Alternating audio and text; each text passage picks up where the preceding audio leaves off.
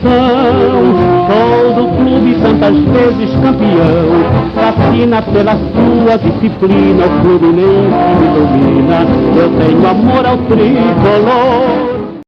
Caros amigos, mais uma edição do programa Panorama Tricolor, sua edição de número 135. Aqui estamos para debater as coisas boas e nem tão boas assim do Fluminense. Estamos aqui presentes Lúcio Bairral, Renato Ram e eu, Paulo Roberto Andel. A gente começa nesse primeiro bloco falando sobre a derrota do Fluminense em Macaé para o time local pelo placar de 1-0. Lúcio Bairral, suas considerações iniciais. O Fluminense jogou bem mal. O Fluminense precisava se esforçar mais, então foi um gol de bola parada, mas merecia um esforço melhor se quisesse ganhar alguma coisa. Então, Renato, saudações. Boa noite a todos. Jogou bem mal, mas é dentro da oscilação que a gente já tinha falado, né? Vai oscilar, vai jogar bem num dia, mal no outro, com os desfalques, agora derrota merecida.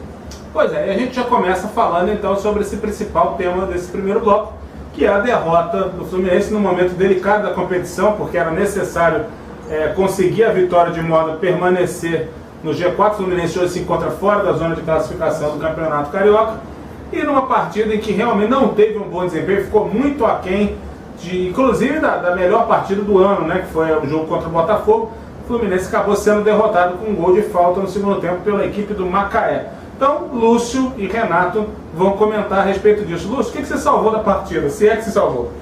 Olha, não salvou quase nada. É gritante a dependência que esse time tem do Fred.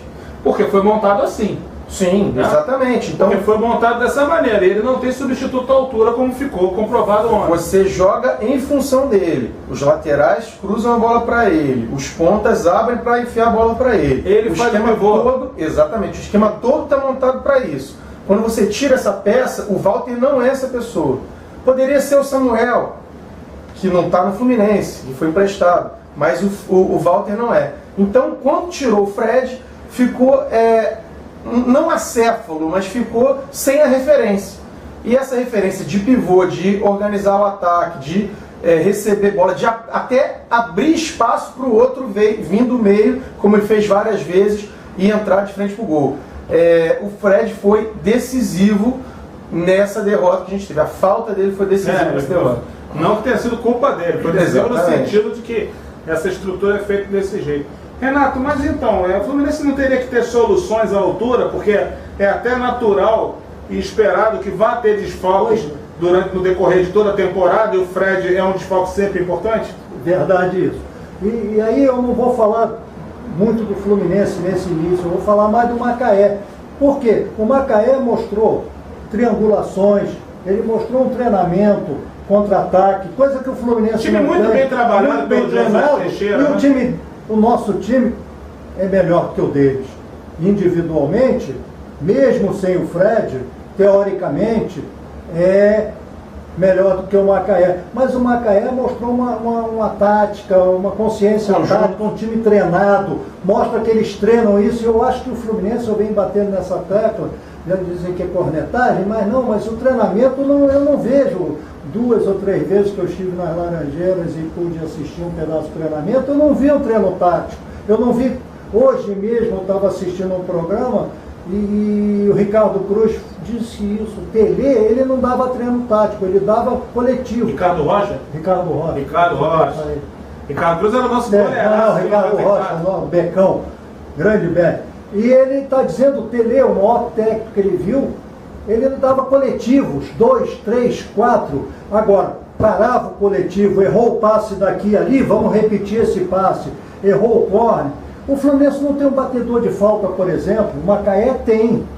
Não tem um jogador que treine falta. Eu nunca vi isso. Observando essa questão que você fala do Tele Santana, tem um caso até específico de um grande jogador que se tornou campeão do mundo pela seleção brasileira que no começo de carreira não conseguia dominar uma bola, que era o Cafu. O Tele botou esse sujeito para treinar até o dia em que ele se tornou campeão do mundo, teve um cenário, uma carreira vitoriosa de uma década no futebol europeu. Disputou 3 finais seguidas. Disputou 3 finais da Copa do Mundo e se tornou uma das legendas da seleção brasileira. Ele falou mais, não foi só o Cafu não, foi Raí também. Ele disse que Raí, ele insistentemente treinava o Raí, porque o Raí errava passe, errava aqui, e ele treinou o Raí até o Raí ser o jogador que foi.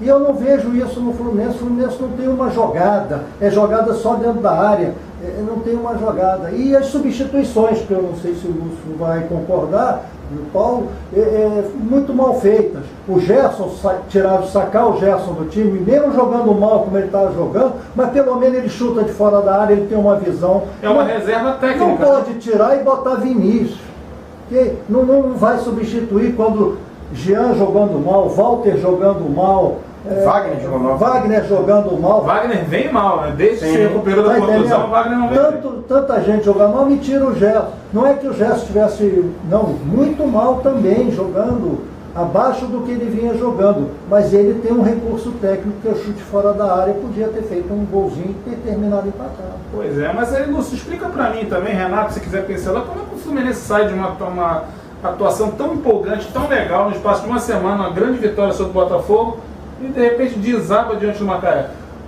O Fluminense vem oscilando, como o Renato colocou, ganhou os 4 primeiros jogos, a imprensa dizia que era o time que já estava incorporando com os garotos, e máquina 100% de aproveitamento, 4 jogos.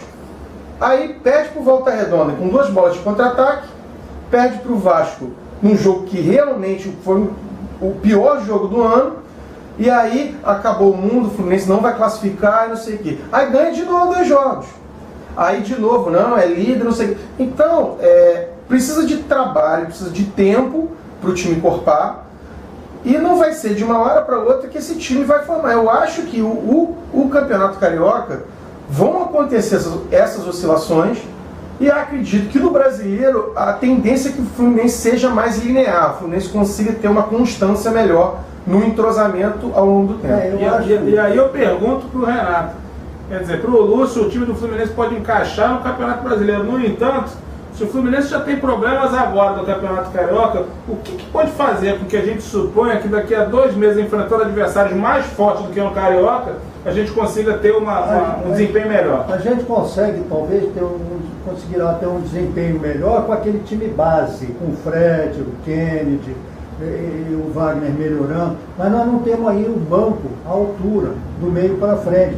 Talvez quando o Robert voltar, nós teremos mais um jogador, mas aí fica o Robert não tem, porque Lucas, Vinícius ainda não disseram o que vieram. Eu não sei se vão dizer alguma coisa. Mas pode acontecer, né? Tem um exemplo emblemático do Fluminense, que foi o caso do Cícero, né?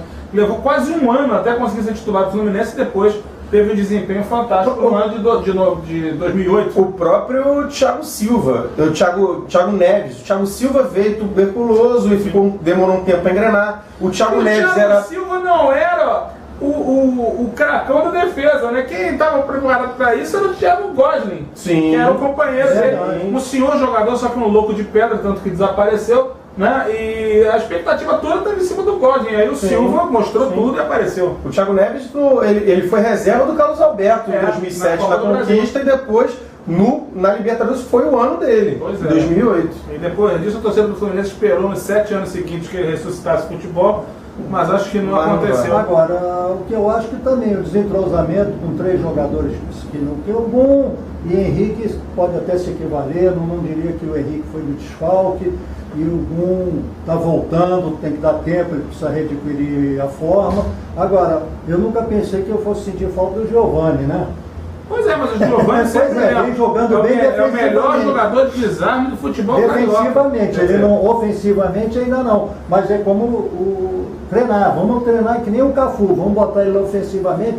500 vezes ele vai cruzar na área. Mas eu também acho o seguinte, Renato, se o jogador, por exemplo, se a força dele é a força defensiva, o Fluminense tem que ter uma outra posição, alguém que possa cobrir essa função mais à frente, e ele cuida da defesa. Mas nós não vemos essa variação tática no Fluminense.